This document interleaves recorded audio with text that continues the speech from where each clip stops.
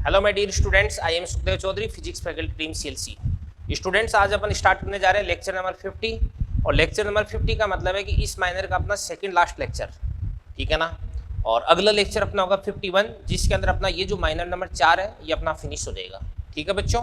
और आज अपन जो कोलिजन है, इस कोलिजन के टॉपिक में एक छोटा सा टॉपिक बचा हुआ जिसका नाम है ओब्लिक कोलिजन यानी तिर्यक टक्कर, वो अपन कंप्लीट करेंगे।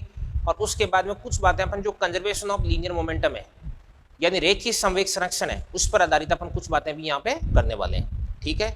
और फिर उसके बाद अपना जो अगला लेक्चर होगा वो पूरी तरह से मॉड्यूल के लिए डेडिकेटेड रहेगा, तो जिसके अंदर अपन सेंट्रोमास और कोलिजन इससे रिलेटेड जो भी मॉड्यूल की डाउट्स है वो अपन सोल्व करेंगे, ठीक है ना।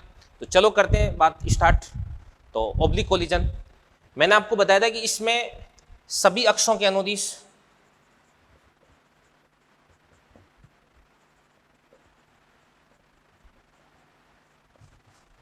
जो संवेग है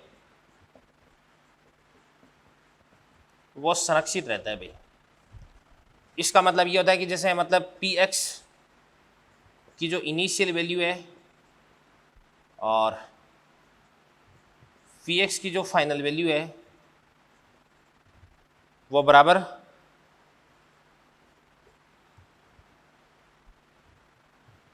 वेक्टर लगाने की जरूरत नहीं, P Y initial P Y final, इसी प्रकार से पी जेड इनिशियल बराबर क्या होता है आपके पास है पी जेड फाइनल। ये बात आपको ध्यान रखनी है भी। और ऑब्लिक कोलिजन है, इसके अंदर ध्यान से देखना, देखो अगर ये प्रत्यास्थ है तो इस स्थिति में ऊर्जा संरक्षण का नियम लागू रहेगा, ठीक है ना। तो यदि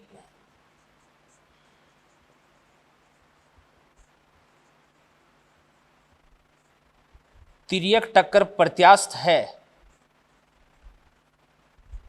तो काइनेटिक एनर्जी इनिशियल बराबर क्या हो जाएगी आपके पास है काइनेटिक एनर्जी फाइनल। और एक आपको बात और बता देता हूं कि इसके अंदर ई का जो फॉर्मूला होता है, ई का वो किधर की तरफ लगता है, वो लगता है टक्कर रेखा के अनुदिश लगता है, लाइन ऑफ कोलिजन के अनुदिश लगता है। तो ये बड़ी इंपॉर्टेंट बात है अभी। तो यहां पे लिख देता हूं मैं, ये ई का सूत्र एलओसी के अनुदिश लगाना है, ये बड़ी इंपॉर्टेंट बात है अभी। इसका क्या मतलब निकलता है, क्वेश्चन के माध्यम से अपन बात को समझने वाले हैं, ठीक है ना। जैसे अपन एक बात करते हैं तो उदाहरण से क्वेश्चन है कि ये आपके पास में एम द्रव्यमान की कोई गेंद है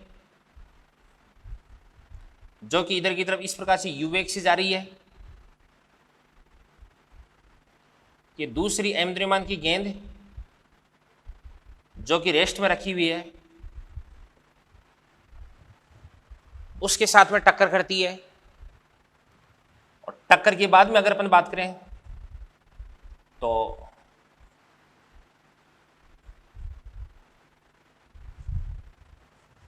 चलो इनका द्रव्यमान अपन अलग अलग ले लेते हैं। इसका द्रव्यमान कितना हो जाएगा आपके पास में 2m मान लो, इसका कितना हो जाएगा m हो जाएगा। और यदि अपन टक्कर के बाद की बात करते हैं तो ये जो 2m द्रव्यमान की गेंद है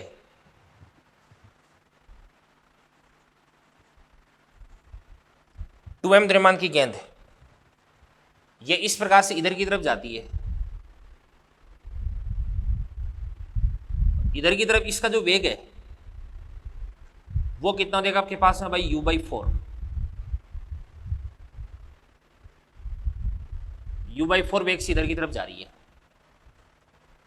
तो ये आपके पास में जो m द्रव्यमान की गेंद बची है, इस m द्रव्यमान की गेंद का आपको जो वेग है वो आपको वेग मालूम करना है अभी। क्वेश्चन आपके समझ में आ गया। ये टक्कर से पहले का सीन है और ये टक्कर के बाद का सीन है अभी, ठीक है ना। तो क्या करते हैं ध्यान से देखना, देखो अपन सबसे पहले अपन ये मान लेते हैं कि इधर की तरफ ये तो कौन सी अक्ष हो जाएगी, एक्स अक्ष, और ये कौन सी अक्ष हो जाएगी, ये हो जाएगी आपके पास में वाई अक्ष हो जाएगी, ठीक है ना। तो अपन लिख देते हैं पी एक्स इनिशियल बराबर क्या देगा आपके पास में पी एक्स फाइनल हो जाएगा, ठीक है ना। अब एक्स एक्स के अनुदिश इसका प्रारंभिक समय कितना देगा आपके पास में 2mu,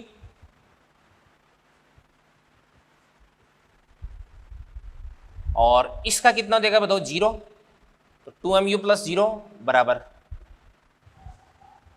यहां पर ये वाली जो गेंद है ये तो एक्स एक्स के अनुदिश चल ही नहीं रही, इसका तो वेग ही वाई एक्स के अनुदिश है। तो अपन क्या करते हैं अभी, ऑब्वियसली एक्स एक्स के अनुदिश इसके पास तो कोई संवेग होगा, तो मान लो कि इसके वेग का ना जो एक्स कंपोनेंट है वो कितना देगा आपके पास में vx हो जाएगा, तो इसका संवेग कितना देगा आपके पास में m इंटू वी एक्स हो गया, तो इसको अपन लिख सकते हैं m इंटू क्या देगा आपके पास में vx। तो यहां से अपन सोल्व कर देंगे, तो m से अपन m को काट देंगे, तो यहां से आपके पास में vx बराबर कितना देगा बताओ 2u। इसके बाद में अपन लिखते हैं कि py इनिशियल बराबर क्या देगा आपके पास है py फाइनल, तो यहां पे न तो ये गेंद और न ये गेंद, दोनों में से कोई भी गेंद है वाई एक्स के अनुदिश गति नहीं कर रही, तो वाई एक्स के अनुदिश प्रारंभिक समय का मान कितना हो जाएगा 0, तो इसको अपन लिख देंगे 0 बराबर। अब वाई एक्स के अनुदिश इसका समय कितना हो जाएगा, अभी फाइनल की बात कर रहे हैं अंतिम की, तो इसका वाई एक्स के अनुदिश कितना देगा 2m इंटू यू बाई 4, तो कितना देगा अभी m u बाई 2, क्या आपके पास m u बाई 2, और इसके बाद में भाई प्रारंभिक समय अगर 0 तो अंतिम समय भी कितना होना है भाई 0 होना है, और अंतिम समय 0 तभी हो सकता है जब ये इसके पास में नीचे की तरफ भी कोई एक वेग आ जाए, और नीचे की तरफ इसका वेग है वो कितना देगा आपके पास में v आ जाएगा, तो इसके बाद में माइनस कितना देगा आपके पास m इंटू कितना देगा v, माइनस का इधर की तरफ आकर के प्लस का हो देगा, तो यहां से आपके पास में जो v है वो v बराबर कितना देगा आपके पास में u बाई 2 हो जाएगा। तो अब अपन क्या करते हैं, अभी इसकी नेट वेलोसिटी फाइंड आउट कर लेते हैं, इसकी नेट वेलोसिटी इस प्रकार से इधर की तरफ आ जाएगी, इसको अपन बोलेंगे v, और ये वाला एंगल कितना देगा आपके पास है थीटा। तो अगर आपको निकालना इसका वेग निकालना v, तो अपन लिख सकते हैं v बराबर vx स्क्वायर प्लस क्या देगा आपके पास में vy स्क्वायर का रूट हो जाएगा, तो vx कितना देगा 2u, तो 2u का स्क्वायर कितना देगा आपके पास में 4u स्क्वायर, और vy कितना देगा u बाई 2, तो इसका कितना देगा आपके पास में u स्क्वायर बाई 4, इसका अपन क्या कर देंगे रूट कर देंगे, 16 रे कितना देगा 17, तो इसको अपन क्या बोल सकते हैं अभी रूट ऑफ 17 u बाई 4 का रूट कितना देगा आपके पास में 2, ये तो आपके पास में v आ गया। और यदि आपको निकालना है टेन थीटा निकालना है यहाँ पे, तो टेन थीटा बराबर कितना देगा अभी, ये देगा आपके पास में vy अपॉन vx, तो vy कितना देगा आपके पास में u बाई 2, और ये कितना देगा आपके पास में 2u, तो ये कितना देगा आपके पास में 1 बाई 4, तो यहाँ से आपके पास में थीटा बराबर कितना देगा अभी tan inverse 1 by 4। This is the answer of this problem. तो तिर्यक टक्कर का एक क्वेश्चन भी मैंने आपको सोल्व करवा दिया, तो आपके अच्छे से समझ में आ गया होगा, इसको आप नोट करें अच्छे से, फिर अपन आगे बढ़ते हैं बेटा। चलिए बच्चों, इसके बाद में दो बहुत अच्छे क्वेश्चन आपके सामने बोर्ड पे लिखे हुए, इन दोनों क्वेश्चंस को अपन अच्छे से एनालाइज करते हैं और अच्छे से इनको अपन समझते हैं। तो सबसे पहले ध्यान से देखना, देखो यदि प्रत्यावस्थान गुणा कितना ई है, तो टक्कर के पश्चात वेग व कोण आपको ज्ञात करना है अभी, ठीक है ना। तो बात सुनना भी, देखो यहाँ पे क्वेश्चन है, इसके अंदर ये वाला जो फर्श है इसको अपन स्मूथ मान के चलेंगे। स्मूथ का मतलब है कि म्यू बराबर कितना देगा आपके पास में 0। यहाँ पे एम द्रव्यमान की कोई गेंद जो कि v वेग से इस प्रकार से अभिलंब के साथ में थीटा कोण बनाते हुए आती है, तो ये गेंद है ना इस प्रकार से यूं टकराती है, और टकरा करके है ना इस प्रकार से इधर की तरफ किसी एंगल पे, और इस एंगल को अपन क्या लिख सकते हैं थीटा डैश, इस पे चली जाती है, और गेंद का जो वेग है ना मान के चलेगा कितना हो जाता है आपके पास में v डैश हो जाता है, कितना हो जाता है v डैश हो जाता है। समझ गए बात। अब ध्यान से देखना, देखो अब ऐसे क्वेश्चंस में अपने को क्या करना है, सबसे पहले इसको अपन कंपोनेंट्स के अंदर रिजोल्व कर देंगे।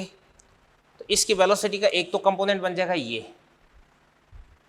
इसकी वेलोसिटी का एक कंपोनेंट बन जाएगा ये वाला एंगल थीटा, तो ये भी थीटा। ये अगर आपके पास में v होगा तो इसको अपन क्या बोलेंगे v cos थीटा, और इसको अपन क्या बोलेंगे बेटा v sin थीटा। इसी प्रकार से इस वी डैश को भी अपन कंपोनेंट्स के अंदर रिजोल्व कर देंगे, ये वाला कंपोनेंट भी होगा, ये वाला कंपोनेंट भी हो गया। तो ये आपके पास है थीटा डैश, तो ऑब्वियसली ये भी आपके पास है थीटा डैश हो गया। तो इसको अपन क्या बोल सकते हैं अभी, V dash sine theta dash, और इसको अपन क्या बोल सकते हैं, इसको अपन बोल सकते हैं V dash cos theta dash. ये बात होगी, समझ गए बात। अब ध्यान से देखना, देखो एक चीज आपको ध्यान रखनी है, अगर आपका जो फर्श है वो स्मूथ है, आपका फर्श है वो कैसा भी स्मूथ है, तो इस स्थिति में इस फर्श के अनुदिश है वो किसी भी प्रकार का इस पे फोर्स अप्लाई नहीं होता है। अगर फर्श स्मूथ है तो फर्श के अनुदिश कोई बल नहीं लगेगा, और फर्श के अनुदिश अगर कोई बल नहीं लगेगा तो फर्श के अनुदिश इसका जो वेग है वो क्या रहेगा, अपरिवर्तित रहेगा। ठीक है ना। तो अपन बोल सकते हैं कि फर्श के अनुदिश जो वेग है वो अपरिवर्तित रहेगा, यानी फर्श के अनुदिश बाद का वेग है वो कितना देगा आपके पास है, V dash sine theta dash, और ये कितना हो जाएगा, सॉरी ये आपके पास हो जाएगा वी साइन थीटा हो जाएगा। तो इसको और इसको आपको क्या करना है, अभी बराबर करना है। तो अपन बात करते हैं कि जो फर्श है उसके समांतर पैरेलल बराबर कितना हो जाएगा आपके पास में 0, क्योंकि फ्रिक्शन किसी प्रकार का है ही नहीं। तो इस स्थिति में अपन लिख सकते हैं कि V इनिशियल या V पैरेलल या V इनिशियल का पैरेलल कंपोनेंट बराबर क्या देगा आपके पास में V फाइनल का पैरेलल कंपोनेंट। ये आपको बराबर करना है अभी। तो बराबर क्या देगा आपके पास में V साइन थीटा बराबर क्या देगा आपके पास में V dash sine theta dash. Equation number 1 आ गया भाई, ठीक है ना। अब जैसे गेंद यहाँ पे धरातल से टकराती है तो धरातल की लंबवत इधर की तरफ क्या लगता है, गेंद पे नॉर्मल रिएक्शन फोर्स लगता है, अभिलंब प्रतिक्रिया बल। और आपको यहाँ पे जो प्रत्यावस्थान गुणांक है वो कितना देर का, ई देर का है। तो धरातल के लंबवत जो घटक है वो कितना गुना हो जाता है, अभी ई गुना हो जाता है। तो बाद वाला कितना देगा आपके पास में वी डैश, ये आपके पास में देगा V dash cos theta dash. ये कितना देगा अभी, ये प्रारंभिक का ई गुना हो जाएगा। तो प्रारंभिक कितना देगा, वी कॉस थीटा, तो वी कॉस थीटा इसका अपन कितना गुना कर देंगे, भी ई गुना कर देंगे। ये आपके पास इक्वेशन नंबर 2 बन गई भी, ठीक है ना।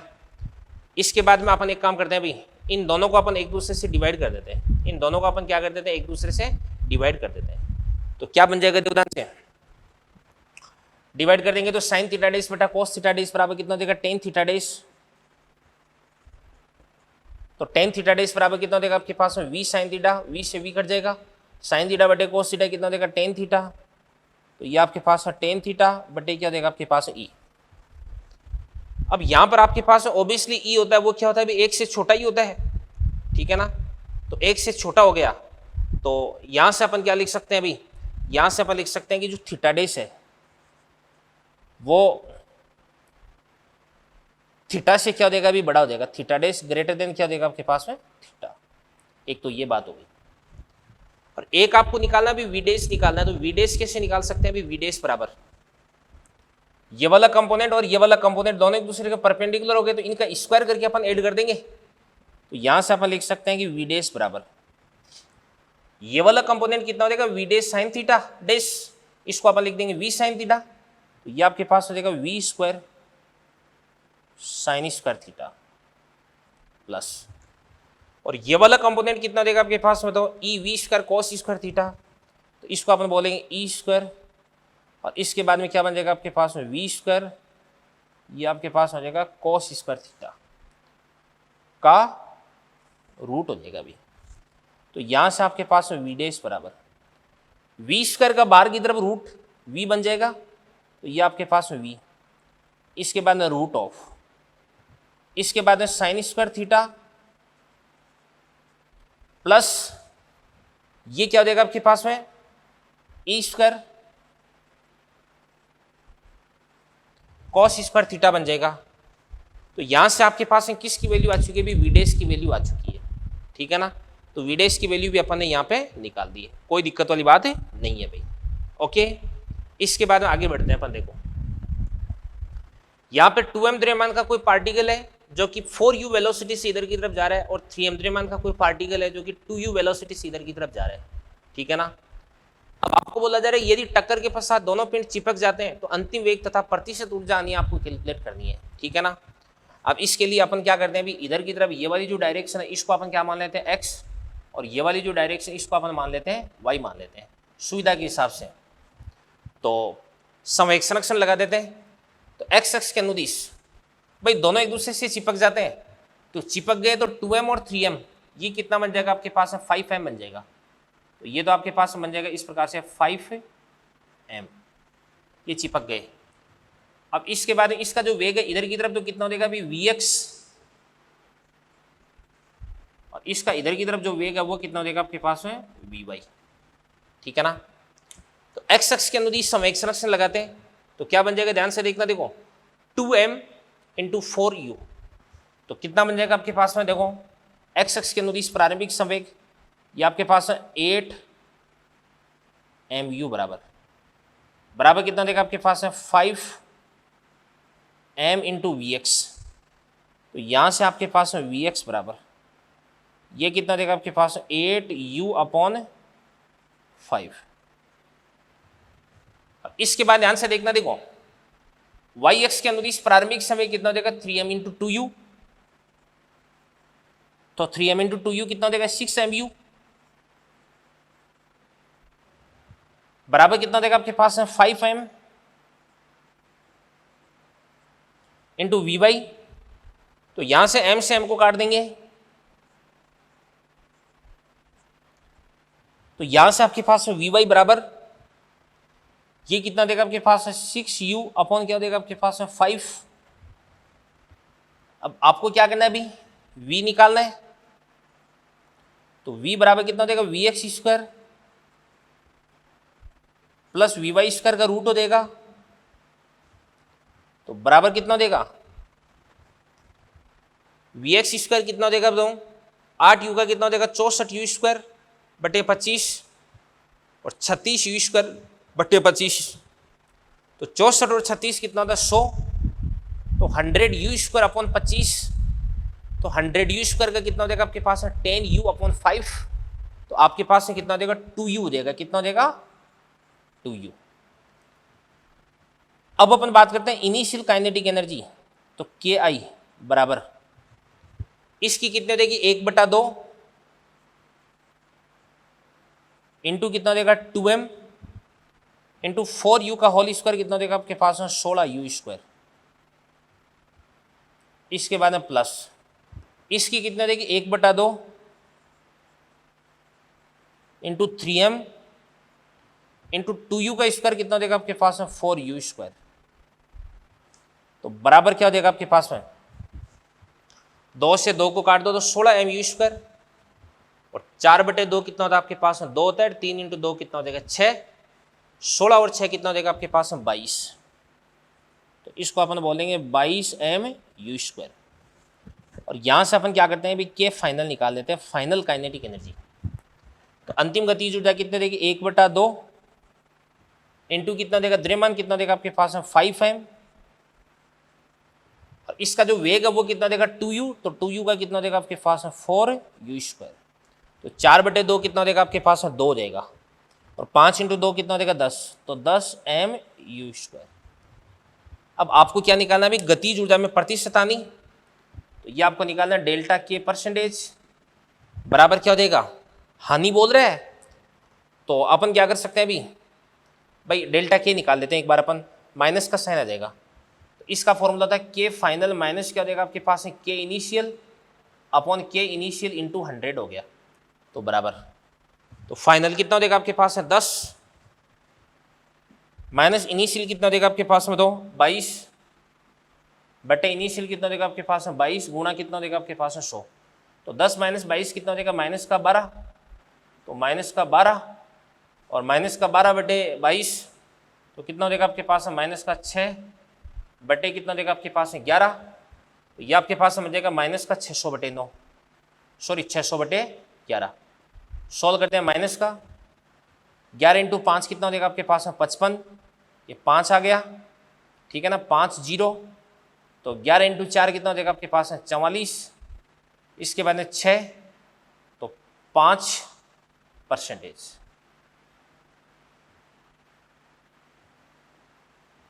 तो माइनस का 54.5%, इसका मतलब यह कि 54.5% गतिज ऊर्जा की हानि हो जाएगी, ठीक है ना। तो ये थी आपकी तिर्यक टक्कर।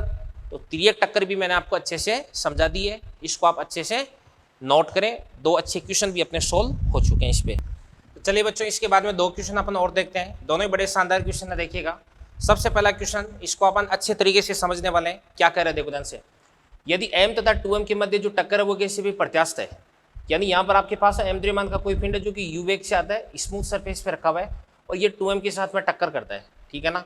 तो स्प्रिंग में अधिकतम संपीड़न। अब बात सुना भाई, जैसे ये m है वो 2m से आकर के टक्कर करेगा तो ये 2m में कुछ वेग प्राप्त कर लेगा और ये वेग प्राप्त करेगा तो फिर उसके बाद ये इधर की तरफ गति करेगा, तो स्प्रिंग है वो क्या होगी, संपीड़ित होगी। तो इस स्प्रिंग में अधिकतम संपीड़न कितना होगा ये आपको कैलकुलेट करना है अभी, ठीक है ना। तो चलो करते हैं, ट्राई करते हैं अपन। तो सबसे पहले अपन एक काम करते हैं अभी, m और 2m के बीच में टक्कर करवाते हैं। तो इस टक्कर के लिए संवेग संरक्षण लगाते हैं। तो प्रारंभिक संवेग कितना हो जाएगा देखो ध्यान से, इसका हो जाएगा आपके पास mu, इसके बाद में प्लस इसका कितना हो जाएगा 0 क्योंकि ये रेस्ट में है, बराबर इसके बाद में इसका द्रव्यमान कितना हो जाएगा m, टक्कर के बाद इसका वेग कितना हो जाएगा आपके पास v1 और इसके बाद में प्लस इसका कितना हो जाएगा 2m और इसका वेग कितना हो जाएगा आपके पास में v2। तो यहाँ से m को कॉमन लेकर के काट देंगे तो आपके पास में क्या बन जाएगा देखो ध्यान से, ये बन जाएगा आपके पास में v1 और प्लस कितना हो जाएगा आपके पास में 2v2 बराबर क्या हो जाएगा u, इक्वेशन नंबर 1, ठीक है ना। और एक अपन लगाते हैं अभी e का समीकरण। तो e क्या कहता है भाई, e ये कहता है कि भाई e बराबर कितना हो जाएगा आपके पास 1। तो e बराबर कितना हो जाएगा आपके पास 1 बराबर क्या होता है v2 माइनस v1। तो इसको आप लिख सकते हैं कि v2 माइनस क्या हो जाएगा आपके पास v1 बराबर e into u1 minus u2 होता है। तो यहाँ से आपके पास में से क्या बन जाएगा v2 माइनस v1 बराबर e तो कितना हो जाएगा 1, u1 माइनस u2, तो u1 कितना हो जाएगा u, ठीक है ना, और u2 कितना हो जाएगा 0, इक्वेशन नंबर क्या हो गया आपके पास में 2 हो गया। इसके बाद यदि अपन ने समीकरण 1 और 2 को जोड़ दिया तो अपन लिख देंगे समीकरण 1 प्लस 2 से, समीकरण 1 प्लस 2 से अगर अपन ने दोनों समीकरणों को जोड़ दिया तो क्या बन जाएगा ध्यान से देखना, देखो v1 से v1 कट जाएगा तो क्या हो जाएगा 2v2 प्लस v2 कितना हो जाएगा 3v2। तो 3v2 बराबर u प्लस u कितना हो जाएगा आपके पास में 2u हो जाएगा, कितना हो जाएगा 2u। तो यहां से आपके पास में v2 बराबर कितना हो जाएगा आपके पास में 2u बटे 3। मतलब मैं ये कह रहा हूं कि टक्कर के बाद अगर अपन बात करें तो टक्कर के बाद में ये वाला जो ब्लॉक है ये कितना वेग प्राप्त कर लेगा भाई, ये प्राप्त कर लेगा 2u बटे 3। समझ में आ गई ना बात है ये चीज। अब सुनना ध्यान से देखना, देखो एक बात मैं आपको बताता हूं होता क्या है। सबसे पहले ये वाला जो ब्लॉक है, अब टक्कर तो हो चुकी है, टक्कर की बात छोड़ दो। सबसे पहले ये वाला जो ब्लॉक है 2m जिसका द्रव्यमान है ये 2u बटे 3 से इसकी तरफ जा रहा है, ठीक है ना। अभी ये रेस्ट में है तो फिर उसके बाद में क्या होगा ध्यान से देखना, देखो ये स्प्रिंग क्या होगी, कंप्रेस होगी और जैसे स्प्रिंग कंप्रेस होगी तो ये स्प्रिंग इस 2m पे तो बल लगाएगी पीछे की तरफ और इस m पे बल लगाएगी आगे की तरफ, ठीक है ना। तो मैं ये कह रहा हूँ कि जैसे स्प्रिंग कंप्रेस होगी ना, ये स्प्रिंग कंप्रेस होगी तो स्प्रिंग इस पे तो फोर्स लगाती है इस प्रकार से इधर की तरफ और स्प्रिंग इस पर फोर्स लगाती है इस प्रकार से इधर की तरफ। तो टाइम की रेस्पेक्ट में इसकी जो स्पीड है वो तो क्या होगी, घटेगी और टाइम की रेस्पेक्ट में इसकी स्पीड है वो क्या हो जाएगी, बढ़ जाएगी, ठीक है ना। और जब इन दोनों की स्पीड है वो बराबर हो जाएगी, दोनों की स्पीड अगर एक दूसरे के सेम हो जाएगी तो इस स्थिति में स्प्रिंग में जो संपीड़न है वो क्या प्राप्त होगा, आपको मैक्सिमम प्राप्त होगा, ठीक है ना।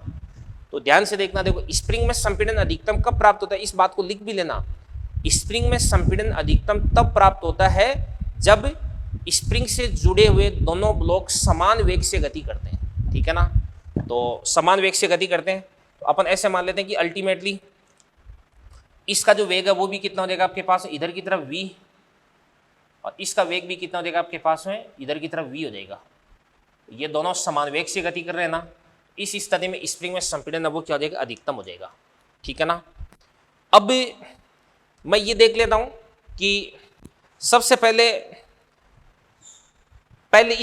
इसका वेग कितना था 2u/3 और इसका वेग कितना था 0 इसका अंतिम वेग कितना v और इसका अंतिम वेग भी कितना देगा v। तो यहाँ पे काइनेटिक एनर्जी में कुछ लॉस हो रहा है और बेटा काइनेटिक एनर्जी में जो लॉस हो रहा है वो स्प्रिंग में पोटेंशियल एनर्जी के रूप में स्टोर हो रहा है, स्प्रिंग में स्थितिज ऊर्जा के रूप में संचित हो रहा है। तो मैं ये लिख देता हूँ देवदान से, क्या बन जाएगा देवदान से, गतिज ऊर्जा में हानि, गतिज ऊर्जा में हानि बराबर क्या देगी आपके पास, स्थितिज ऊर्जा में वृद्धि। तो गतिज ऊर्जा में हानि निकाल दो भाई, इसका प्रारंभिक वेग कितना देगा 2u/3, तो इसकी गतिज ऊर्जा कितना देगी 1/2 इंटू इसका द्रव्यमान कितना आपके पास में 2m, इसका वेग कितना देगा 2u/3 का स्क्वायर कितना देगा आपके पास में 4u²/9, ठीक है ना। और अब मैं एक काम करता हूँ, संवेग संरक्षण का नियम यहाँ पे लगा देता हूँ। तो चलो संवेग संरक्षण लगा देता हूँ यहाँ पे मैं। तो देखिएगा ध्यान से, देखो इसका द्रव्यमान कितना देगा आपके पास में 2m, इसका द्रव्यमान कितना देगा आपके पास में, ऊपर लगा देता हूँ संवेग संरक्षण से, इसका द्रव्यमान कितना देगा 2m और इसका वेग कितना देगा आपके पास में 2u/3, इसका संवेग कितना देगा 0। मैं संवेग संरक्षण लगा रहा हूँ तो इसका प्रारंभिक संवेग ये हो गया, इसका प्रारंभिक संवेग 0 बराबर, अंतिम संवेग की बात करते हैं तो 2m + m, कुल द्रव्यमान कितना देगा आपके पास है 3m और इंटू अंतिम वेग कितना देगा आपके पास में v हो जाएगा। तो यहाँ पे अपन एक काम करते हैं अभी, इस m से अपन क्या करते हैं, इस m को कैंसिल आउट कर देते हैं। तो यहाँ से आपके पास में v बराबर कितना देगा 4u/9 हो जाएगा। तो यहाँ से आपके पास में v बराबर कितना देगा 4u/9, ठीक है ना। तो ये तो आपके पास में क्या देगी भी, प्रारंभिक गतिज ऊर्जा अपन ने निकाल दी है, इसके बाद में माइनस अंतिम गतिज ऊर्जा। तो अंतिम गतिज ऊर्जा कितना देगी 1/2, 2m और m, कुल द्रव्यमान कितना देगा आपके पास है 3m, ठीक है ना। और इंटू अंतिम वेग कितना देगा आपके पास है 4u/9, तो ये आपके पास है 16u²/9, 9 का स्क्वायर कितना देगा आपके पास 81 बराबर, स्प्रिंग में कितनी पोटेंशियल एनर्जी आ जाएगी 1/2 k इंटू क्या देगा आपके पास x²। ये बात होगी भी। तो चलो इसको अपन करते हैं, कैलकुलेट करते हैं। तो कैसे करते हैं इसको कैलकुलेट, देखिएगा ध्यान से, देखो यहाँ पे अपन एक काम करते हैं, 2 से अपन क्या करते हैं 2 को कैंसिल आउट कर देते हैं और यहाँ पे कुछ कट रहा है क्या, नहीं। और इसके बाद यहाँ पे अपन 2 से अपन कैंसिल आउट कर देते हैं किसको, 16 को, कितनी बार 8 बार। और 3 से अपन इसको कैंसिल आउट कर देते हैं, इसको कितनी बार बताओ 27 बार, ये 27 हो गया अभी। तो ये तो क्या हो जाएगा आपके पास 4u²/9, तो इसको अपन बोलेंगे 4u²/9, sorry 4mu²/9, 4mu²/9 minus यहाँ पे कितना हो जाएगा आपके पास 8mu²/27, तो इसको अपन बोलेंगे 8mu² क्या हो जाएगा आपके पास 27। तो एलसीएम ले लेंगे, कितना हो जाएगा आपके पास 27, तो 3, 4 × 3 कितना देगा आपके पास 12, माइनस कितना देगा आपके पास 8, तो 12 - 8 कितना देगा आपके पास 4, तो ये आपके पास देगा 4mu², ठीक है ना। और 4mu²/27 को अपन बराबर कर देंगे हाफ kx² के, तो 1/2 kx², तो 4 × 2 कितना देगा आपके पास 8, ये 8 आ गया और k अपन इसके बट्टे में लगा देंगे। तो यहाँ से आपके पास x बराबर कितना देगा अभी सोल्व करने पे आ जाएगा आपके पास x बराबर कितना हो जाएगा आपके पास 8mu²/27 के, 8mu²/27 के का रूट हो जाएगा अभी।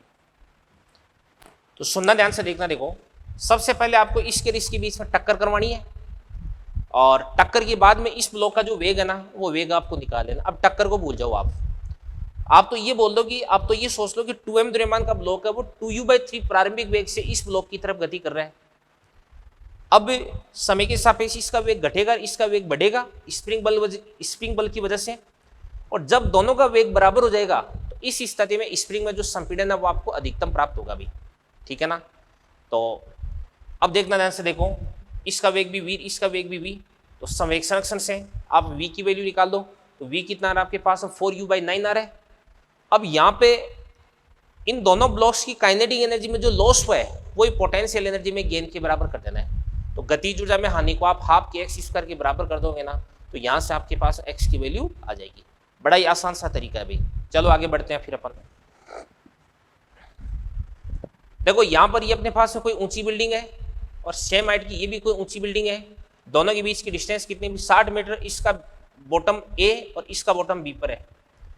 m द्रव्यमान का कोई पिंड है वो 20 मीटर पर सेकंड के वेग से इधर की तरफ, और 2m द्रव्यमान का कोई पिंड है जो कि 10 मीटर पर सेकंड के वेग से इधर की तरफ गति कर रहा है, ठीक है ना।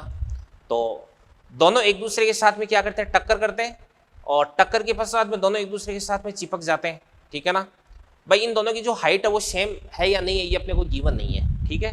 चिपक जाते हैं तो संयुक्त पिंड है वो A से कितनी दूरी पर जाकर के गिरेगा। तो सबसे पहले अपन बात करते हैं कि जैसे मतलब दोनों एक दूसरे से चिपक जाते हैं, तो मान के चलिएगा देखो ध्यान से, ये तो इस प्रकार से इस पथ पर गति करता हुआ आता है और ये इस प्रकार से इस पथ पर गति करता हुआ आता है। दोनों की यहां पर एक दूसरे के साथ में टक्कर होती है। और इस टक्कर के बाद में ध्यान से देखना, देखो अपन बात करते हैं कि ये जो पिंड है वो इधर उधर गति तो नहीं करता है ना, तो इसके लिए टक्कर से पहले और टक्कर के बाद का एक्स अक्ष के अनुदिश संवेक्षण अक्षण अपन लगा देते हैं। तो इसका एक्स अक्ष के अनुदिश प्रारंभिक वेग कितना भी 20 और इसका कितना भी 10 है। तो आपको मालूम है कि प्रक्षेपी गति में जो एक्स अक्ष के अनुदिश वेग है वो अपरिवर्तित रहता है।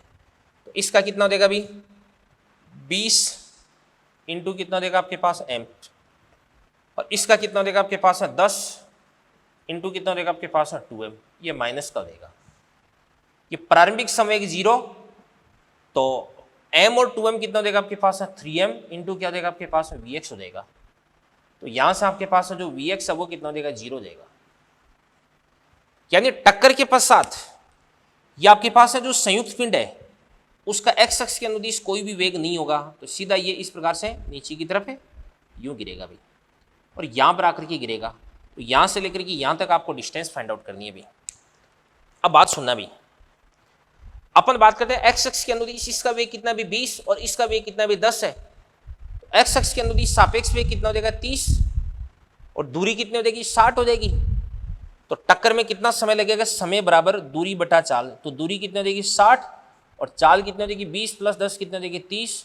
तो टाइम लग जाएगा आपके पास में 2 सेकेंड। 2 सेकेंड बाद में टक्कर होनी है। अब ये देख लो कि 2 सेकेंड बाद में इसकी कितनी डिस्टेंस हो जाएगी, ये आपके पास x हो जाएगी।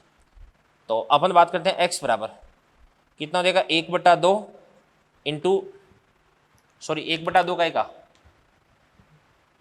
एक्स अक्ष के अनुदिश दूरी बराबर क्या था चाल गुणा समय। तो चाल कितनी हो जाएगी आपके पास है 20 इंटू समय कितना हो जाएगा आपके पास है 2, तो ये आपके पास है 40 मीटर। तो 40 मीटर पर जाकर के इन दोनों के बीच में क्या होगी, टक्कर होगी भी। तो ये 40 होगा, ये कितना देगा आपके पास में 20। तो ये दोनों क्वेश्चंस हैं वो भी अपन ने बहुत अच्छे से सोल्व कर लिए हैं, तो इनको भी आप अच्छे से नोट करें भाई, ठीक है। तो चलिए बच्चों, इसके बाद में तिर्यक टक्कर पर आधारित अपन एक अच्छा सा क्वेश्चन देखते हैं। तो इस क्वेश्चन को देखिएगा आप, ध्यान से देखना। देखो यहाँ पर अपने पास में कोई भी एक गोलाकार गेंद है, इसका द्रव्यमान कितना है भी m और इसकी त्रिज्या का मान कितना है r है। यहाँ पर ये अपने पास में कोई भी पार्टिकल, इस पार्टिकल का द्रव्यमान भी कितना m है, यानी इस पार्टिकल और इस गोले का द्रव्यमान दोनों का बराबर है। यहाँ पर ये v वेग से आता है और ये वाली जो डिस्टेंस है, यानी इसके द्रव्यमान के अंदर से पास होने वाली जो लाइन है, इससे परपेंडिकुलर डिस्टेंस यानी लंबवत दूरी है वो कितनी आपके पास r/2 है। तो आपको क्या पूछा जा रहा है, यदि टक्कर प्रत्यास्थ है, इलास्टिक कोलिजन है, तो टक्कर के पश्चात दोनों के वेग व गति की दिशा आपको याद करनी है भी, ठीक है ना। तो अपन क्या करते हैं, ध्यान से देखना। देखो सबसे पहले अपन ये देखते हैं कि यहाँ पे ये जो टक्कर है ये सम्मुख प्रत्यास्थ टक्कर है या तिर्यक प्रत्यास्थ टक्कर है। ऑब्वियसली ये तिर्यक टक्कर होगी, क्योंकि अगर ये पार्टिकल है इस डॉटेड लाइन के अनुदिश आता, और ध्यान से देखना, देखो पार्टिकल अगर इसके सेंट्रोमास से गुजरने वाली लाइन है इस पर जाकर के टक्कर करता, यहाँ पर अगर टक्कर करता तो इस स्थिति में सीधा का सीधा यूं जाता, ठीक है ना। तो द्रव्यमान के अंदर से पास होने वाली जो लाइन है उसके अनुदिश पार्टिकल आते हुए अगर इससे टक्कर करता, तो इस स्थिति में जो पार्टिकल है, इस स्थिति में जो टक्कर है वो कैसी होती, सम्मुख टक्कर होती, यानी हेड ऑन कोलिजन होती। बट ये तो r/2 डिस्टेंस पे कोलिजन कर रहा है, तो इस स्थिति में ये टक्कर कैसी हो जाएगी, ओब्लिक कोलिजन यानी तिर्यक टक्कर हो जाएगी, ठीक है ना। अब द्योदान से टक्कर यहाँ पे होने वाली है, इस पॉइंट पे टक्कर होगी। तो सबसे पहले अपन क्या करते हैं, द्योदान से इस पॉइंट पे टक्कर होगी तो यहाँ पर ये तो आपके पास में क्या हो जाएगा, कॉमन टेंजेंट। तो दोनों पर अपन क्या करते हैं, इस प्रकार से एक टेंजेंट ड्रॉ कर देते हैं। ये तो आपके पास में क्या हो जाएगा, कॉमन टेंजेंट, यानी इसको अपन क्या बोलेंगे, उभयनिष्ठ स्पर्शरेखा बोल देंगे। और इसके बाद में ध्यान से देखना, देखो अपन क्या करते हैं, इस प्रकार से यू लाइन ड्रॉ कर देते हैं। ये अपन ने लाइन ड्रॉ कर दी।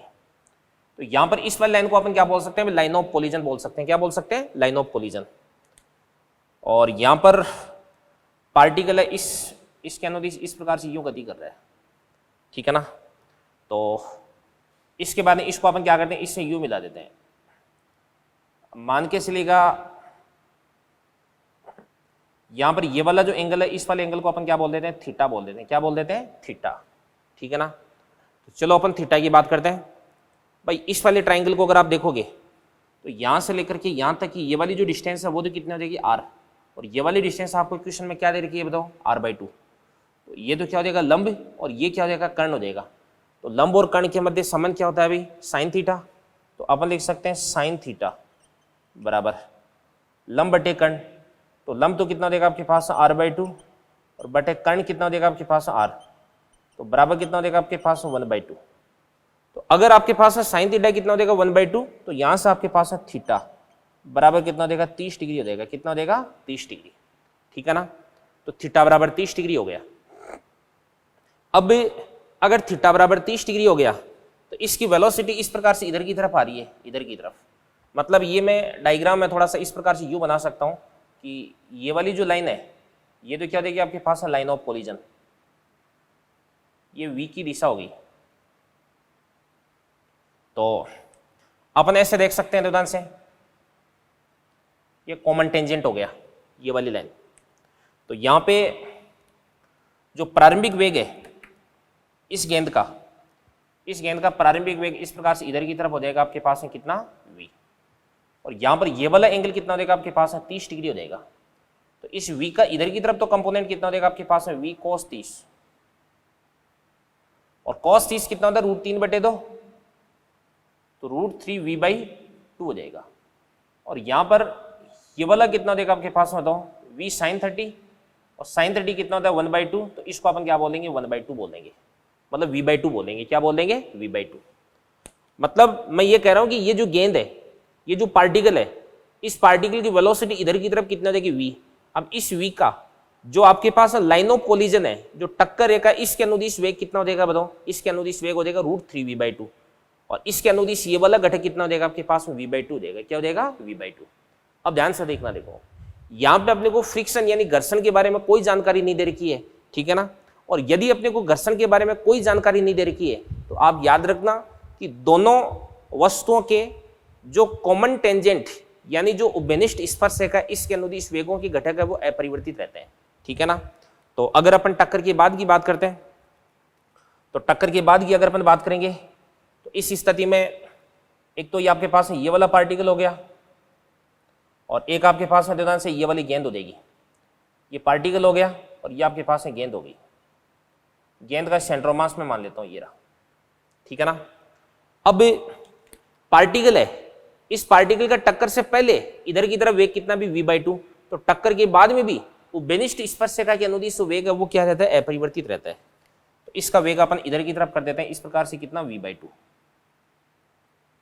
पार्टिकल का कितना हो जाएगा आपके पास में, v/2। ये v/2 हो गया, ठीक है ना। और यहां पे इसका द्रव्यमान भी कितना भी m, और इसका द्रव्यमान भी कितना भी m है। अब जो टक्कर रेखा के अनुदिश है, इन दोनों के वेग होते हैं एक दूसरे के साथ में इंटरचेंज हो जाते हैं, यानी आपस में परिवर्तित हो जाते हैं। यानी पहले का वेग दूसरे को मिल जाता है, दूसरे का वेग पहले को मिल जाता है। मैंने आपको बताया था कि समान द्रव्यमान की दो वस्तुओं के बीच में यदि प्रत्यास्थ टक्कर होती है तो इस स्थिति में टक्कर रेखा के अनुदिश इनके जो वेग होते हैं वो एक्सचेंज हो जाते हैं। तो टक्कर रेखा इस प्रकार से यूं हो गई। तो इस ध्यान से देखना, देखो ये जो बॉल है, ये जो पार्टिकल है, इस पार्टिकल का ये वाला वेग कितना देगा आपके पास, √3v/2। और तो ये जो गेंद है ना, ये जो r त्रिज्या की गेंद है, इस गेंद को इस प्रकार से इधर की तरफ वेग मिल जाएगा। कितना वेग मिल जाएगा बताओ, √3v/2। ये बात होगी भी। तो यहां पे अपन देख सकते हैं कि टक्कर के बाद में जो पार्टिकल है, इस पार्टिकल का वेग तो कितना हो जाएगा v/2, और किधर की तरफ हो जाएगा बताओ, कॉमन टेंजेंट यानी उभयनिष्ठ स्पर्शरेखा के अनुदिश हो जाएगा। और टक्कर के बाद में ये आपके पास r त्रिज्या की जो गेंद है, इस गेंद का वेग कितना हो जाएगा आपके पास √3v/2, और ये किधर की तरफ हो जाएगा, टक्कर रेखा के अनुदिश हो जाएगा। और दोनों के बीच का एंगल कितना होता है भाई, 90 होता है। तो यहाँ पे अपन लिख सकते हैं कि दोनों के बीच का एंगल 90 हो जाएगा। तो दोनों के वेगों के मध्य जो कोण है वो कितना हो जाएगा आपके पास है, 90 डिग्री हो जाएगा। अगर इस प्रकार से यूं अपन एक लाइन ड्रॉ करते हैं तो ये v/2, ये तो कितना हो जाएगा आपके पास है 60 डिग्री, तो ये तो कितने एंगल पे जाता है भाई, 60 डिग्री पे, और ये किस एंगल पे जा रहा है, इस प्रकार से 30 डिग्री पे। ठीक है ना।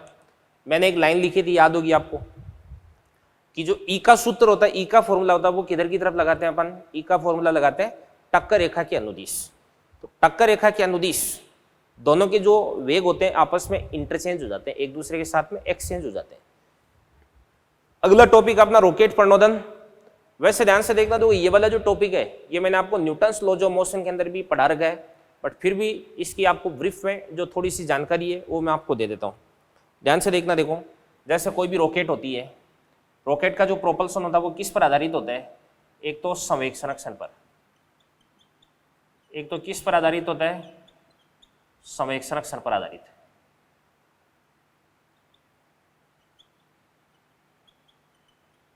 ठीक है ना। और एक किस पर आधारित होती है अभी, Newton's laws of motion third पर आधारित होता है। कैसे होता है आधारित, ध्यान से देखना, देखो ये अपने पास है, जैसे मान के इसलिए रॉकेट है,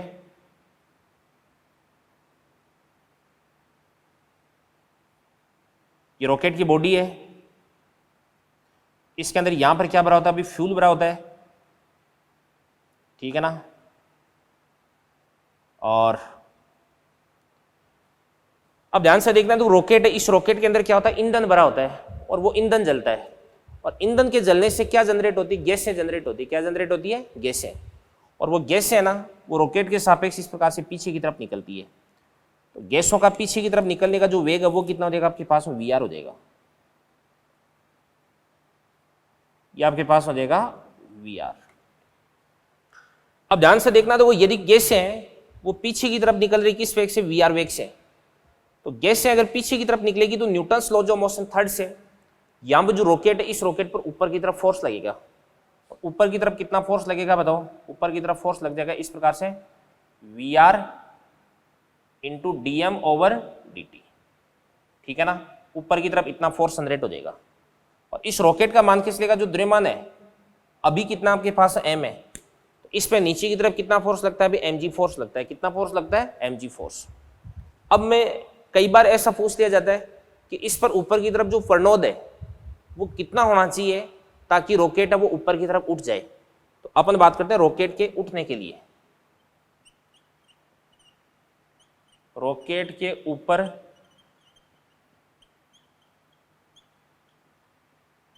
उठने के लिए, तो उठने के लिए ध्यान से देखना, देखो ऊपर की तरफ कितना फोर्स लग रहा है, V R into D M upon D T, और नीचे की तरफ कितना फोर्स है, नीचे की तरफ फोर्स हो जाएगा आपके पास एम जी। ठीक है ना। तो V R into D M by D T equal to क्या होना चाहिए, एम जी होना चाहिए, तब तो रॉकेट है वो ऊपर की तरफ उठ जाएगी भी। और मान के चलेगा आपकी जो रॉकेट है ऊपर की तरफ त्वरित गति करती है, और इसका त्वरण वो कितना आपके पास ए है। ठीक है ना। तो इस स्थिति में रॉकेट का त्वरण अपन निकाल सकते हैं। कैसे निकाल सकते हैं, अभी रॉकेट पे ऊपर की तरफ कितना फोर्स लग रहा है, V R into D M upon D T, और नीचे की तरफ कितना फोर्स लग रहा है, एम जी। तो ये आपके पास नेट फोर्स हो गया, और नेट फोर्स को अपन क्या लिख सकते हैं, एम इंटू ए। तो यहाँ से अपन क्या कर सकते हैं, अभी ए की वैल्यू फाइंड आउट कर सकते हैं। ये आपके पास जो ए है इसकी वैल्यू आ जाएगी। ठीक है ना। तो इस फॉर्मूले से हेल्प से अपन रॉकेट का त्वरण ज्ञात कर सकते हैं। ठीक है बच्चों, अब सुनना ध्यान से देखना, देखो यहाँ पर आपके पास है D M upon D T. ये क्या है, ये रॉकेट के अंदर जो भी फ्यूल भरा हुआ है, जो भी ईंधन भरा हुआ है, उस ईंधन के जलने की दर हो जाएगी, यानी किस दर से रॉकेट का जो ईंधन है वो जल रहा है, वो आपको इससे मालूम चल जाएगा। ठीक है ना। अब यदि t बराबर 0 पर रॉकेट का जो द्रव्यमान है वो कितना देगा आपके पास में, m बराबर कितना देगा m नॉट, और वह t बराबर t पर m बराबर कितना देगा आपके पास में m हो जाएगा है। तो मतलब मान के चलिएगा t बराबर 0 पर रॉकेट का द्रव्यमान है वो कितना आपके पास m नॉट है, और t बराबर t पर रॉकेट का द्रव्यमान कितना हो जाएगा आपके पास m हो जाएगा। यानी m नॉट तो क्या हो जाएगा यहाँ पे प्रारंभिक द्रव्यमान, और m क्या हो जाएगा यहाँ पे अंतिम द्रव्यमान हो जाएगा। तो इस स्थिति में t समय पश्चात इस रॉकेट का वेग निकालने का एक फॉर्मूला होता है। तो अपन बात करते हैं स्मॉल t समय पर रॉकेट का वेग,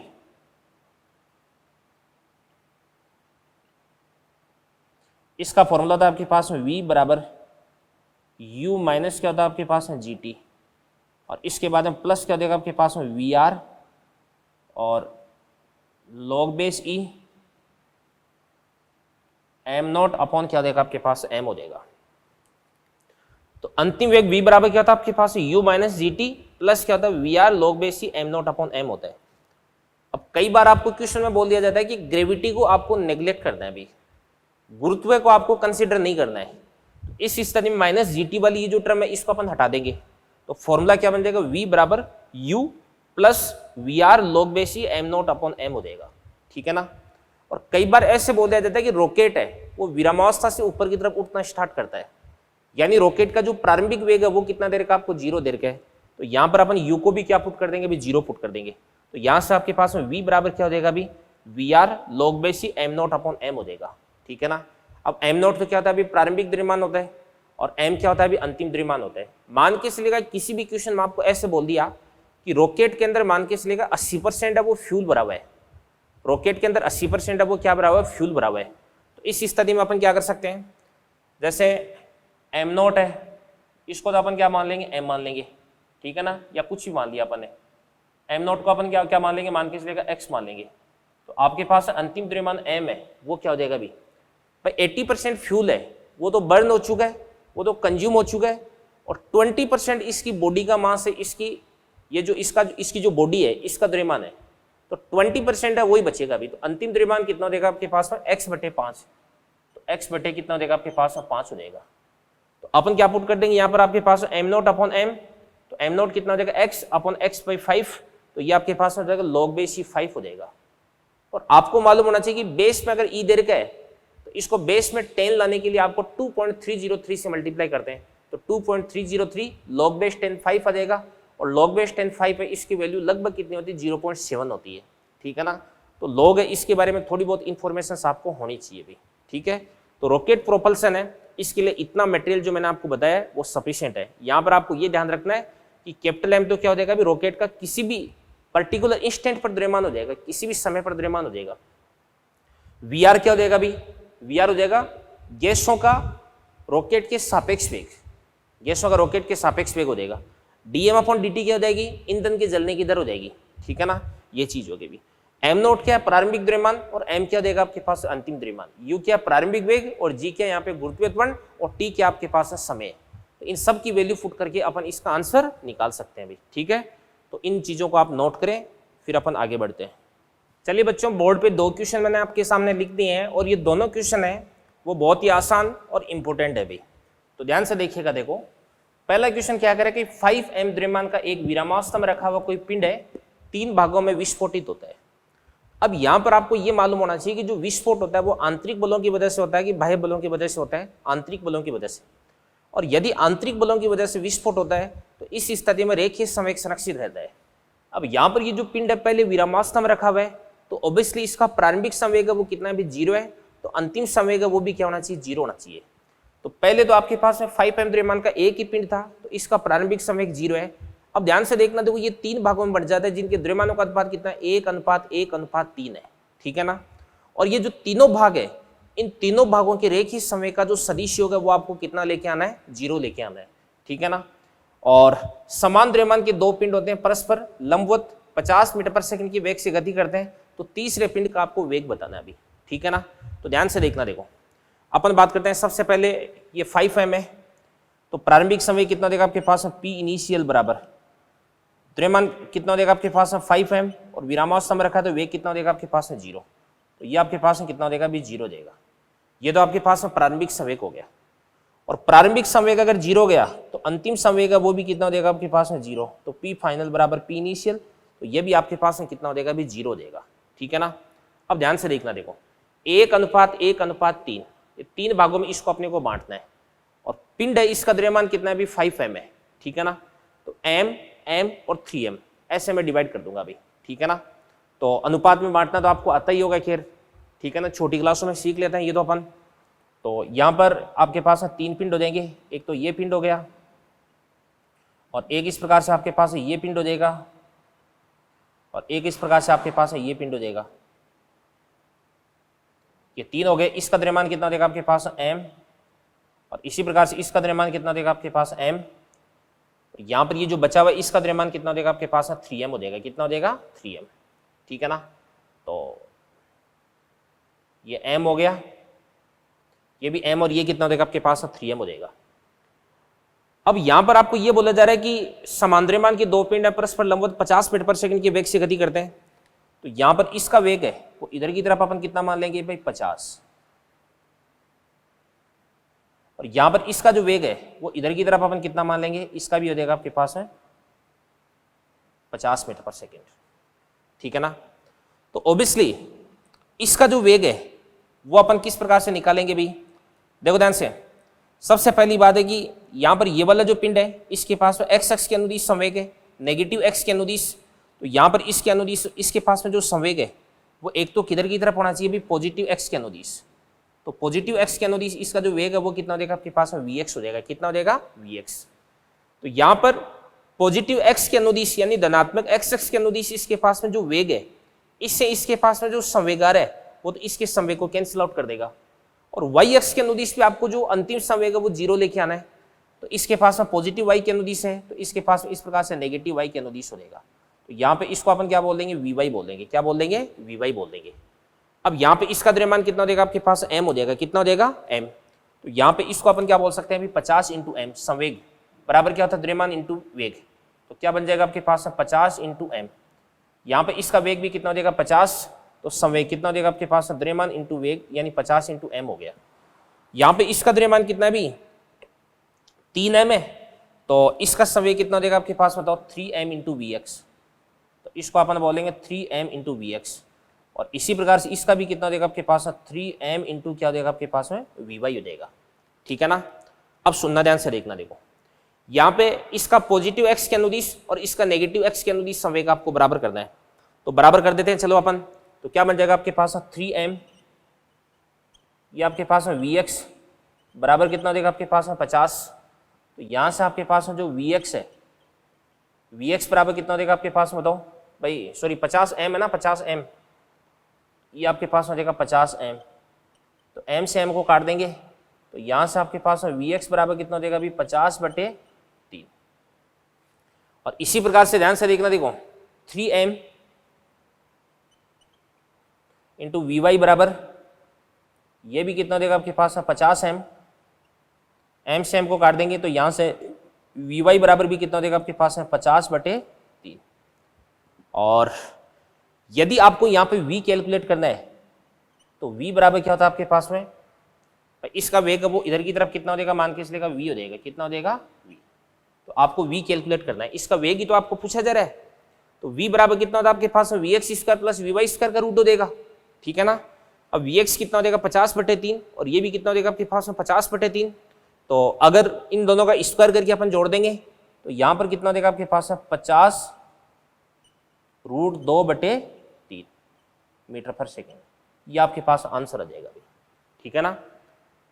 अगला क्वेश्चन अपन देखते हैं, ध्यान से देखना। एक रॉकेट जिसका 90% भाग है वो क्या है ईंधन है, यहाँ पे ये मैंने 90% लिख रखा है, विरामावस्था से ऊपर उठना प्रारंभ करती है, तो अपन बात कर सकते हैं, ध्यान से देखना, देखो कि विरामावस्था मतलब u बराबर कितना देगा आपके पास है 0, और लास्ट में लिख रखा है गुरुत्व को नगण्य मानना है, यानी यहाँ पर आपके पास है g बराबर भी कितना देगा 0। 90% भाग ईंधन है, यानी आपके पास में जो m0 है वो मान लो कितना देगा आपके पास x हो जाएगा, तो अंतिम द्रव्यमान कितना देगा आपके पास m बराबर भाई x का 10% बचेगा इसकी बॉडी का मास कितना हो जाएगा 10%, तो x तो कितना हो जाएगा 100%, तो इसका 10% कितना देगा आपके पास x/10, ये बात होती है। अब आपको क्या करना है अभी, यहाँ पर ईंधन के जलने की दर कितना देगी 1 किलोग्राम पर सेकेंड, तो अपने को दे रखा है यहाँ पर dm/dt बराबर कितना दे रखा है आपको 1 किलोग्राम पर सेकेंड। और इसी प्रकार से ध्यान से देखना, देखो जो आपके पास में VR है वो VR बराबर कितना देगा 500 मीटर पर सेकेंड। अब यहां पर आपको अंतिम वेग निकालना है v बराबर, तो v बराबर कितना होता है आपके पास है u माइनस जी टी, तो u भी कितना हो जाएगा 0 और g भी कितना हो जाएगा 0, तो u माइनस जी टी 0, तो VR फॉर्मूला बन जाएगा VR log base e m0/m, तो क्या बनता है देखो देखें VR कितना देगा आपके पास है 500 और इसके बाद में log बेस e m0/m, तो m0 कितना देगा x/10, x से x कट जाएगा 10 आ जाएगा, ये 10 आ गया। अब बात सुना भाई, यहां पर आपके पास में बेस में e है, इसको बेस 10 में कन्वर्ट करना है तो 2.303 से मल्टीप्लाई करना पड़ेगा इसको, तो यहां पे इसको अपन लिख सकते हैं 500 इंटू 2.303, ये बन जाएगा log बेस 10। और ध्यान से देखना, देखो अगर बेस में और यहां पे अगर 10 आ गया, सेम आ गया, तो इसकी वैल्यू कितनी हो जाती है आपके पास में 1, ये 1 हो गया अभी। और अगर ये 1 हो गया तो इसके बाद इसको अपन मल्टीप्लाई कर देंगे तो कितना बन जाएगा आपके पास में 500 इंटू 2.303, जो भी आता है ये आंसर किस में आ जाएगा आपके पास में मीटर पर सेकेंड। समझ में आ गई बात है? तो ये दोनों अच्छे क्वेश्चन थे, इनको भी आप अच्छे से देख लीजिएगा भाई। तो चलिए बच्चों देखो, अब जो क्वेश्चंस मैं आपको सोल्व करा रहा हूँ सारे के सारे क्वेश्चन इससे पहले जो करवाए और अभी जो क्वेश्चंस करवा रहा हूँ ये बहुत ही अच्छे स्टैंडर्ड लेवल के क्वेश्चंस हैं भाई, ठीक है ना। तो इन क्वेश्चंस को अपन बहुत अच्छे से देखते हैं। देखो सबसे पहला क्वेश्चन देखो, ये क्या कह रहा है, द्रव्यमान की चाल क्या होगी जब ये वर्तीय चतुर्थांश के बॉटम पर पहुंचता है और सारी की सारी जो सरफेस है वो क्या है स्मूथ है, मतलब न तो स्मॉल एम और कैपिटल एम इन दोनों के बीच में कोई घर्षण है और न कैपिटल एम और सतह इन दोनों के बीच में कोई घर्षण है। यहाँ पे सारी सारी जो सरफेस है उसको अपने को स्मूथ मान के चलना है, घर्षणी मान के चलना है अभी, ठीक है ना। अब ध्यान से देखना, देखो देखो यहाँ पर ये आपके पास में कैपिटल एम द्रव्यमान का कोई ब्लॉक है और इस ब्लॉक को काट करके इस प्रकार से कैपिटल आर त्रिज्या की एक क्या बोल सकते हैं इसको अपन चतुर्थांश कैविटी बना दी जाती है, वर्तीय चतुर्थांश इसके अंदर बना दिया जाता है, यानी इस प्रकार की स्लोप इसके अंदर बना दी जाती है, ठीक है ना। यहाँ पे इसके टॉप पे कोई भी स्मॉल एम द्रव्यमान का कोई भी ब्लॉक रखा हुआ है, ठीक है ना। और स्टार्टिंग में दोनों ही रेस्ट में, जैसे इसको मैं रिलीज करूंगा तो वैसे ये सीधी सी बात है एम जी की इफेक्ट में नीचे की तरफ गति स्टार्ट करेगा और जैसे ये यहाँ पर पहुंचता है तो ये तो इस प्रकार से इधर की तरफ वेग प्राप्त कर लेगा।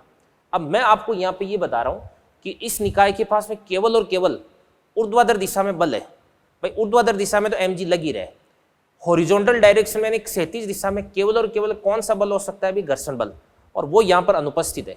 तो क्षैतिज दिशा में बाह्य बल का मान कितना है अभी 0, तो इस स्थिति में क्षैतिज दिशा में इसके रेखीय संवेग में कोई परिवर्तन नहीं होगा, तो इन दोनों का जो प्रारंभिक वेग है वो कितना आपके पास में 0 है, ठीक है ना। तो क्षैतिज दिशा में जो प्रारंभिक संवेग है वो कितना आपके पास में 0, तो अंतिम संवेग है वो भी क्या होना चाहिए 0 होना चाहिए, ठीक है ना। तो यहाँ पे अपन क्या करते हैं, एक तो रेखीय संवेग संरक्षण का नियम लगा देते हैं। देखो ध्यान से, जैसे ही ये आपके पास स्मॉल एम है ये यहाँ पर पहुँचता है, ठीक है ना, ये स्मॉल एम यहाँ पर पहुँचता है, मान के चलेगा इसकी जो चाल है वो कितनी हो जाएगी आपके पास स्मॉल वी, ठीक है ना। अब तो ये जो कैपिटल एम है ये भी पीछे की तरफ कुछ वेग प्राप्त कर लेगा, तो इसका वेग कितना हो जाएगा आपके पास में कैपिटल वी हो जाएगा। तो अपन बात करते हैं, माना बॉटम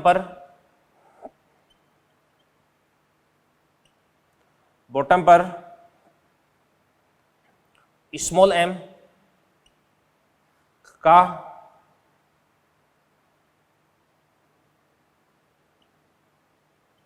धरातल के सापेक्ष वेग v है तथा कैपिटल एम का वेग कैपिटल वी है। तो सबसे पहले अपन देखते हैं कि प्रारंभिक संवेग है वो कितना था 0, क्योंकि ये भी रेस्ट में था ये भी रेस्ट में था, तो अंतिम संवेग भी आपको 0 करना है। तो अंतिम संवेग 0 तभी हो सकता है जब इसका संवेग और इसका संवेग परिमाण में समान और दिशा में बराबर हो जाए। तो यहां से अपन क्या लिख सकते हैं भाई, स्मॉल एम वी बराबर क्या हो जाएगा आपके पास है capital M into capital we.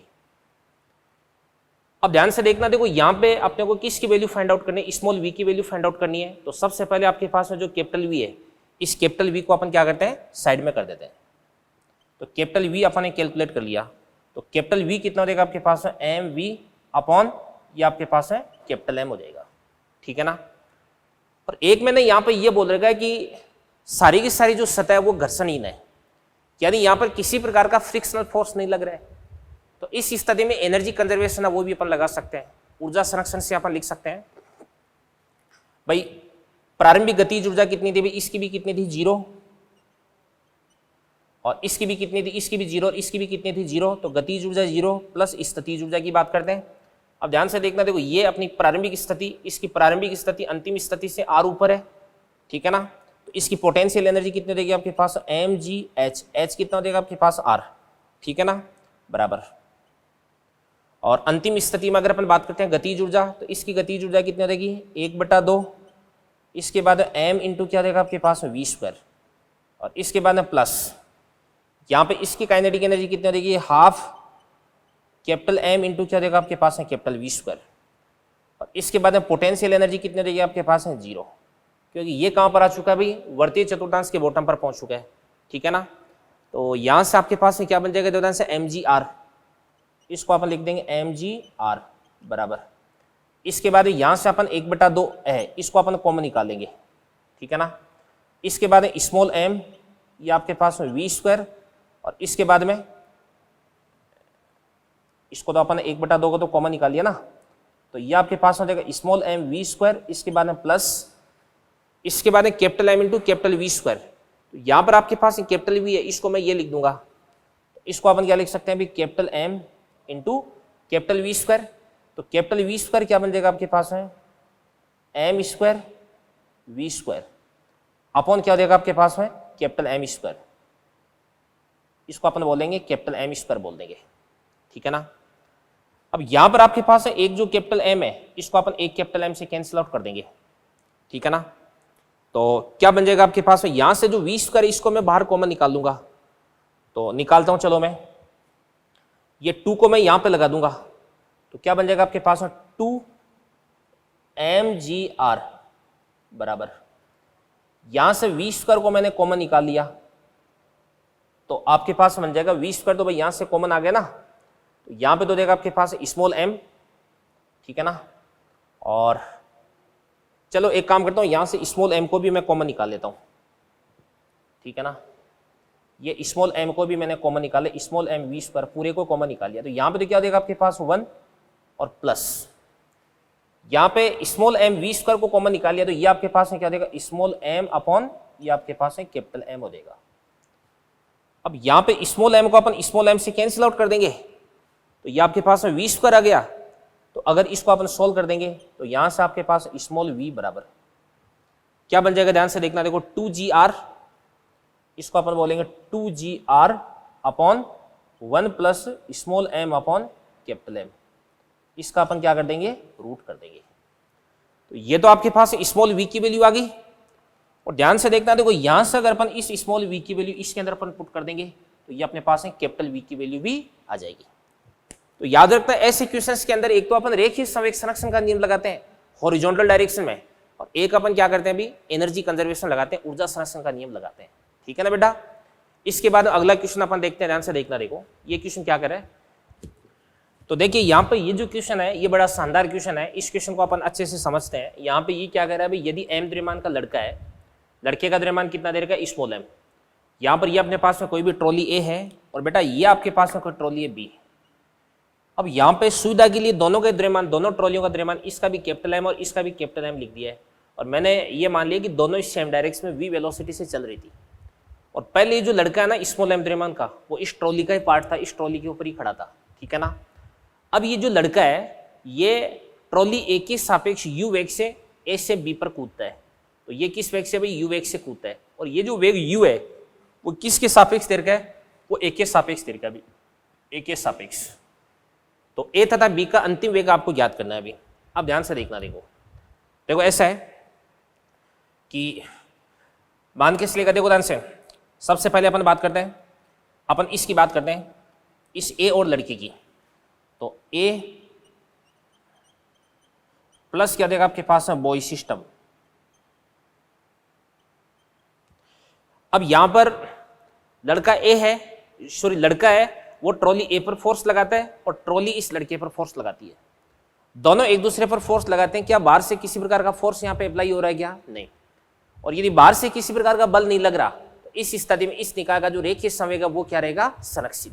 ठीक है ना। तो यहाँ पे अपन रेखीय संवेग संरक्षण का नियम लगा देते हैं। तो कैसे लगाते हैं ध्यान से देखना। देखो पहले प्रारंभिक समय कितना था, देखो पहले इसका द्रव्यमान कितना है कैपिटल एम और इसका द्रव्यमान कितना हो जाएगा स्मॉल एम। तो कुल द्रव्यमान कितना हो जाएगा आपके पास है capital M plus small M. ठीक है ना। और वेग कितना है अभी वी। तो ये तो आपके पास में प्रारंभिक संवेग हो गया बराबर। अंतिम संवेग की बात करते हैं अपन। तो अंतिम संवेग कैसे निकाल सकते हैं? देखो मान के चलिएगा इसकी जो फाइनल वेलोसिटी है वो कितनी हो जाती है आपके पास में v1 हो जाती है। कितनी हो जाती है? v1। बस जैसे लड़का कूदेगा तो लड़का अपने पैरों से इस ट्रॉली पे पीछे की तरफ फोर्स अप्लाई करेगा। जैसे ट्रॉली है उसकी स्पीड क्या हो जाएगी अभी? कम हो जाएगी। ठीक है ना। ट्रॉली का वेग कम हो जाएगा। तो ट्रॉली का अंतिम वेग है वो मैं कितना मान लेता हूँ? अभी v1 मान लेता हूँ। ठीक है ना। और यहाँ पर जो लड़का है इस लड़के का वेग कितना हो जाएगा भाई? लड़के का इस ट्रॉली के सापेक्ष वेग है वो कितना हो जाएगा आपके पास में? u हो जाएगा। तो इस लड़के का वेग कितना हो जाएगा? ध्यान से देखना। देखो ये आपके पास में v1 प्लस का u हो जाएगा। क्या हो जाएगा? v1 प्लस का u। कैसे? आप कैलकुलेट कर लो चाहिए। इस लड़के का वेग कितना हो जाएगा? v1 प्लस u और ट्रॉली का वेग कितना भी v1। तो लड़के का ट्रॉली के सापेक्ष वेग आगे की तरफ कितना हो जाएगा आपके पास में? u हो जाएगा। वही आ रहा है अभी, दोनों सेम डायरेक्शन में है ना, इस कारण से माइनस हो जाएगा। तो अब इसके बाद में अपन लिखते हैं कि ट्रॉली का द्रव्यमान कितना भी m और ट्रॉली का वेग कितना हो चुका है? v1। तो कैपिटल M ये आपके पास है v1 और प्लस लड़के का द्रव्यमान कितना हो जाएगा आपके पास? स्मॉल m और इसका वेग कितना हो जाएगा आपके पास में? v1 प्लस क्या हो जाएगा आपके पास में? u हो जाएगा। ठीक है ना। तो क्या यहाँ से इसको सोल्व करके अपन जो v1 है उस v1 की वैल्यू फाइंड आउट कर सकते हैं क्या? यस, चलो करते हैं।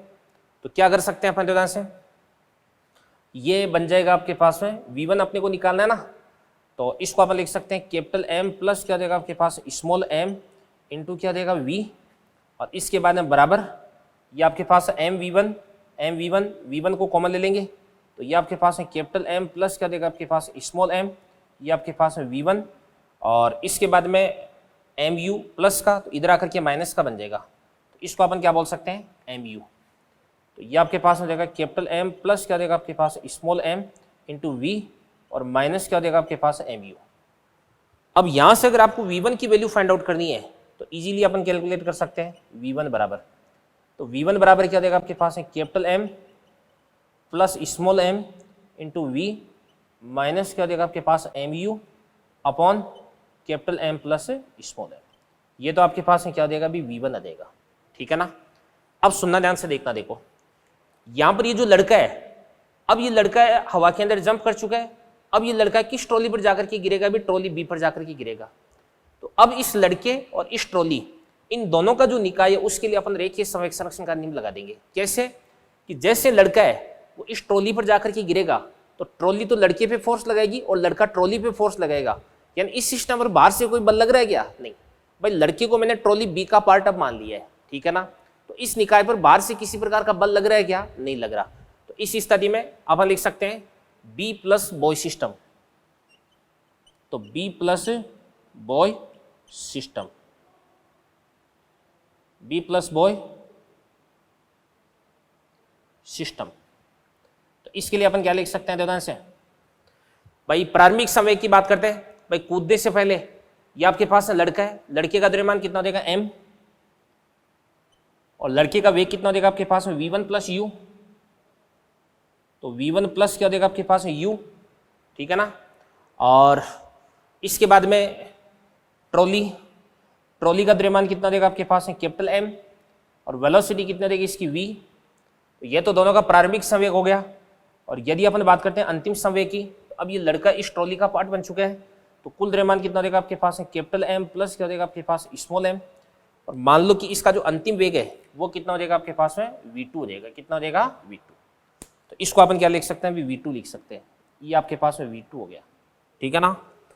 अब यहाँ पर आपके पास जो v1 है, इस v1 की वैल्यू यहाँ से अपन निकाल करके इसके अंदर पुट कर देंगे और फिर उसके बाद इस इक्वेशन को सोल्व करके यहाँ से अपने V2 की वैल्यू फाइंड आउट कर लेंगे। ठीक है ना, ये बात होगी भी। तो बच्चों ये था अपना इस माइनर का पूरा सिलेबस, जिसके अंदर सबसे पहले अपन ने क्या पढ़ा था। अगर अपन बाद के 2 टॉपिक्स की बात करें तो इसके अंदर अपन ने पढ़ा था, एक तो कंजर्वेशन ऑफ लीनियर मोमेंटम अपन ने अभी भी जस्ट पढ़ा है, और इससे पहले अपन ने क्या पढ़ लिया था, इससे पहले अपन ने पढ़ा था कोलिजन, और कोलिजन से पहले अपन ने पढ़ा था सेंटर ऑफ मास। ठीक है ना, तो द्रव्यमान के अंदर टक्कर और कंजर्वेशन ऑफ लीनियर मोमेंटम, ये टॉपिक्स अपन ने इसके अंदर पढ़े। ठीक है ना, तो लेक्चर नंबर 50 अपन यहीं पे फिनिश करते हैं। एक बार इन चीज़ों को नोट कर दें, और फिर उसके बाद में आपको मैं स्टेज 1, 2 और 3 के कुछ क्वेश्चन है वो टिक करवा देता हूँ, जो कि अपन अगले लेक्चर पर डिस्कस करने वाले हैं। तो एक बार इन सारी चीज़ों को आप नोट कर लें भाई। तो चलिए बच्चों स्टेज 1 निकाल लें। स्टेज 1 के क्वेश्चंस में टिक करवा देता हूँ। तो स्टेज 1 के क्वेश्चंस में टिक करवा रहा हूँ देवदान से, जो क्वेश्चंस मैं डिस्कस करूँगा। क्वेश्चन नंबर 6, 7, 8, 9,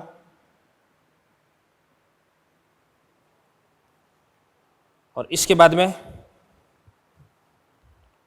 16, 20,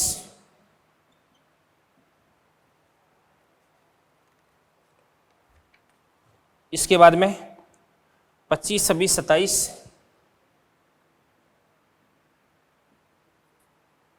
34, 39, इसके बाद में 45, 46। ये क्वेश्चंस मेरे को लगता है कि मेरे को बताने चाहिए, बाकी सारे क्वेश्चन आपको करने ही है। इसके बाद आ जाओ स्टेज 2 पे। स्टेज 2 के अंदर क्वेश्चन नंबर 2, 5, 8, 2, 5, 8, और इसके बाद में 9, 10, 13, 16, 9, 10, 13, 16, 17, अच्छा क्वेश्चन है। इसके बाद 21, 22, 24, 21, 22, 24, 29, 31, 32, 29, 31, 32, और इसके बाद स्टेज 3 पे अपन आते हैं। तो स्टेज 3 पे क्वेश्चन नंबर 1, 2, कुछ क्वेश्चन मैंने करवा भी दिए हैं, 5, 6, 7 और 11, 12, 16, इसके बाद में 23, 25, ये क्वेश्चन है भाई। अब हो सकता है कि एक क्वेश्चन और है, क्वेश्चन नंबर 49 भी है, क्वेश्चन नंबर 49। अब हो सकता है कि इनके अलावा भी आपके बहुत सारे डाउट्स होंगे। ठीक है ना, तो वो डाउट्स है आपको खुद को सोल्व करने हैं, और इसके बावजूद भी अगर कुछ क्वेश्चन आपसे नहीं होते हैं तो आप इंस्टीट्यूट के अंदर भेज देना, आपको उनका प्रॉपर सॉल्यूशन मिल जाएगा। ठीक है बेटा, तो thank you very much, all the best, मिलते हैं अगले लेक्चर पे।